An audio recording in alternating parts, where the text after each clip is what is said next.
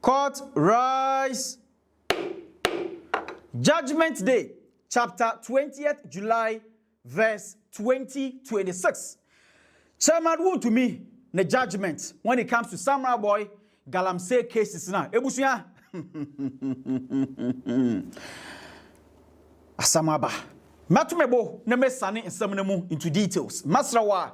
So we share video way na we share wadwen amam your comment section ho. Follow Trends GH on YouTube, Facebook, Instagram, TikTok, NX, Bebia, aye Trends GH. Nala money transfer app na masrawa so US, UK, abrocha fana bebia wo bia no. Send this come we busuafo mo Ghana and as a business transaction wo ye bi no use Nala money transfer app because omo rate no is the best. We send this cash wa enya de omo ba charge and we to use the promo code TRENDSGH. Wo first transaction wo be ye no say edu $50 nkwa de a Nala money transfer app omo ba charge $20 bonus. Now yembo run some into details. Ejebo, eja, enye bebedu.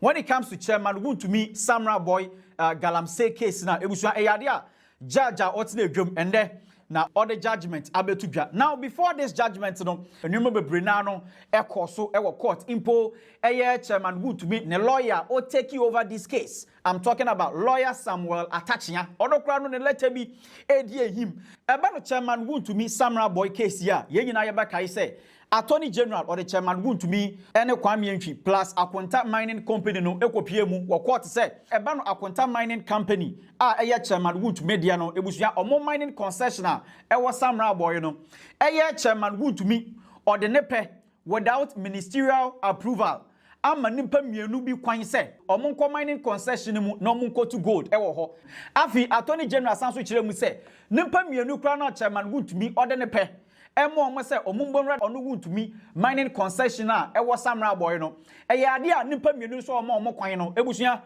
omo nkuta mining license enu ti Chairman Wontumi charges mienu na omo de board no ene afi Kwame Antwi ono so charges mienu na omo de board no ene afi so no Akwanta Mining Company so ebusua the same charges na omo de board mu enu ti wohwɛ mu a Chairman Wontumi Kwame Antwi ene Akwanta Mining Company no omu nyina no omu face 6 counts we breaking it down 222 ema ni nyina echi no Chairman Wontumi kire mu say eba no count we ya omode agbo no anasa charges we ya omode agbo no wo na ebusua onya guilty eno na ebusua judge a otena asem we so Justice Audrey Kokuvi ono de o kire mu say 3rd July na order judgment ebeba on this Samurai Boy case no ema ye nyina eba kaya Chairman Wontumi na lawyer Atta Akyea o kire mu say enya de a obeye lawyer ama Chairman Wontumi bio eno na yehu say lawyer Samuel Atta Akyea will take you over this case no mpo de 3rd July judge no kire mu say order judgment ebeba no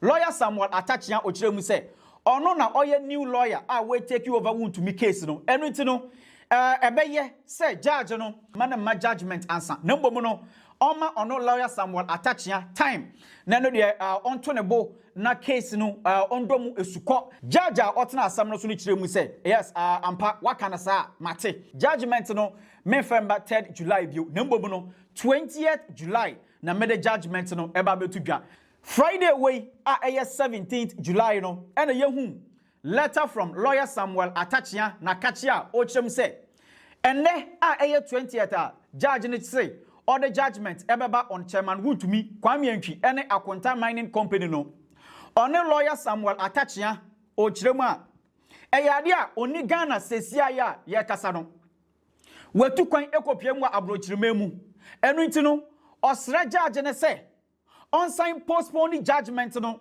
enkwahye 22nd July 2026 which is Wednesday sabra no na ono lawyer Samuel Atta Akyea we be pie mu o Ghana obetumi ekutwa age Chairman Wontumi first accused person any afisu no Akwanta Mining Company omoya third accused person eno na busua ende due no yesi o and the lawyer Samuel Atta Akyea let away a or the come court no ebia na ende na busua judgment emba so yetete highway no so anope we ene yehu sa Chairman Wontumi waje ni yellow and blue attire we kopie mu e wo court ho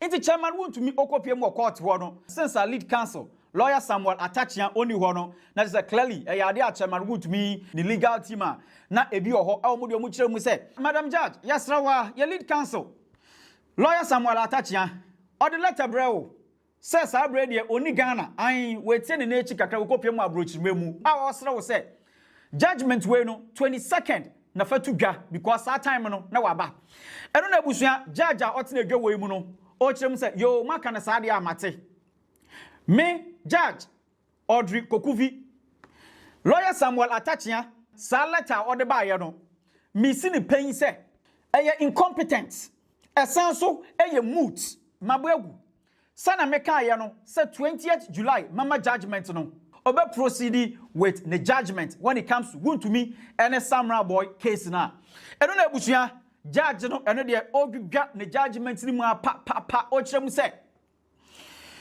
eba no charges attorney general or the board chairman Wontumi Kwame Entwi ene afi akonta mine na eye attorney general honorable Dr. Dominic Akuretenga Ayene oni ne deputy Justice Sromsai Eyadia Ghana omanya omo represent no omo de enough evidence as supporting omo charges omo de abo chairman Wontumi Kwame Entwi ene akonta mine no beyond reasonable doubt just say evidence omo kuta no atele pampe enunti chairman Wontumi Kwame Entwi ene akonta mine charges maku insia no ne nyina no chairman Wontumi wudi for wo ho akonta mining mosu mudi for Kwame Entwi a onu mpo de wegane since case we started ye no ono so no odi for ene yesi ye so mo keso mo jeli chairman Wontumi a prison sentence omo de acha no cry 15 years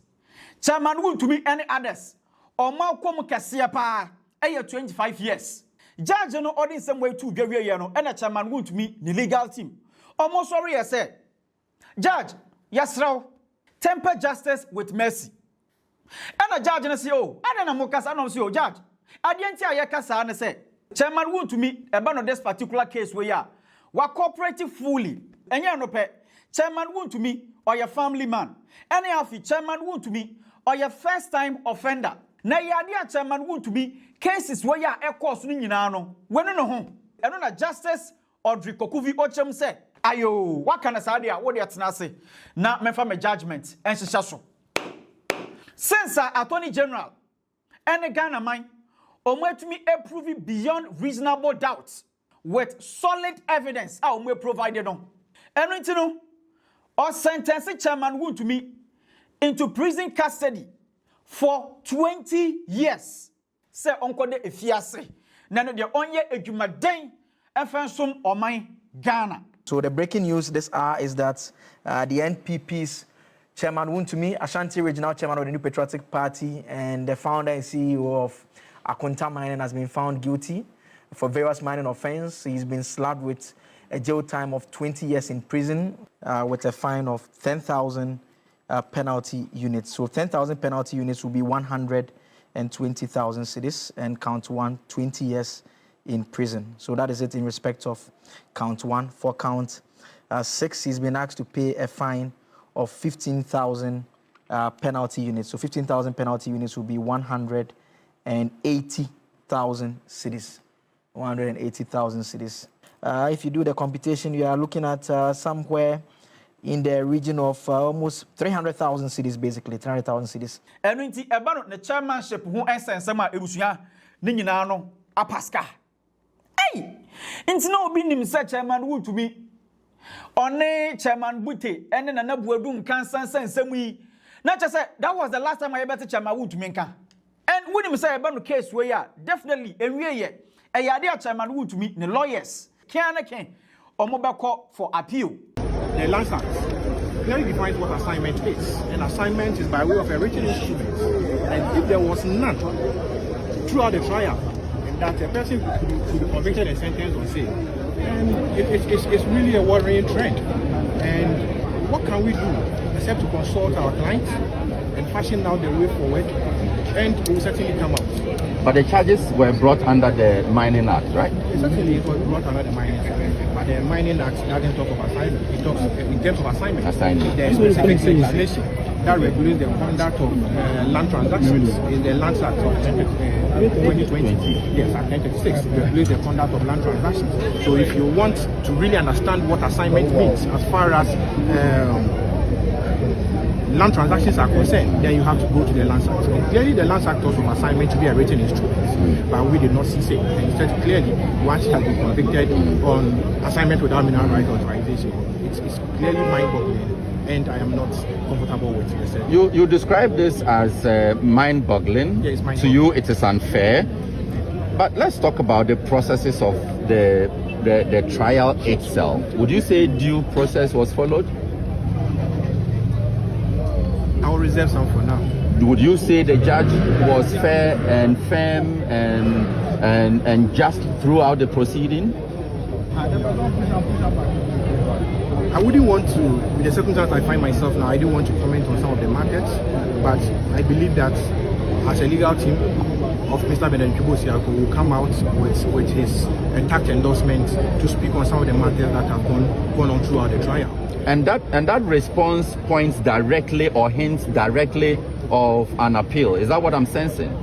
Certainly, once you are aggrieved or dissatisfied by the outcome of the decision of the court, the onus lie on you to file an appeal at the appellate court. Now, from the High Court, you can only go to the Court of Appeal. And from the Court of Appeal, if you are still dissatisfied. But Netiti Chairman Wontumi, High Court judge, a sentence 20 years into prison custody.